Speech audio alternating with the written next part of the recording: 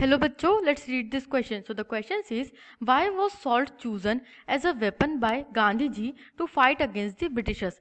गांधी जी ने salt को क्यों choose किया as a weapon to fight against the Britishers? Second part is, why did Mahatma Gandhi perceive salt as a powerful symbol that could unite the nation? Gandhi ji को ऐसा क्यों लगा कि salt एक पावरफुल सिंबल है और वो नेशन को यूनाइट कर सकता है? Let's see the key concept. So the key concept is united struggle. Gandhi ji हमेशा से एक यूनाइटेड स्ट्रगल चाहते थे of the different religion communities and different class communities. इस यूनाइटेड स्ट्रगल के आइडिया को फुलफिल करने के लिए वो सॉल्ट को एज अ सिंबल चूज करते हैं. Let's see our answer.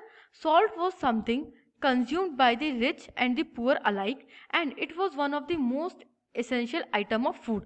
Salt जो है वो अलाइक कंज्यूम किया जाता है by the rich and the poor. सभी लोग सॉल्ट को कंज्यूम करते हैं और ये एक एसेंशियल आइटम है फूड का.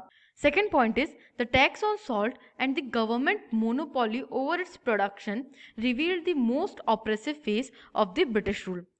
सॉल्ट के ऊपर टैक्स लगा करके और अपनी मोनोपोली स्टैब्लिश करके ब्रिटिशर्स का एक बहुत ऑपरेसिव फेस रिवील हो रहा था because they were putting restrictions over the essential item. जो फूड आइटम होता है, बेसिक नीड होती है, उसके ऊपर भी वो रिस्ट्रिक्शंस लगा रहे थे.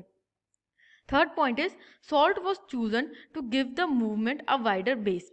अब एक वाइड बेस प्रोवाइड करने के लिए मूवमेंट को, because salt is consumed by all, इसलिए सॉल्ट को चूज किया गया for the movement. I hope you understood this question. Thank you and best of luck.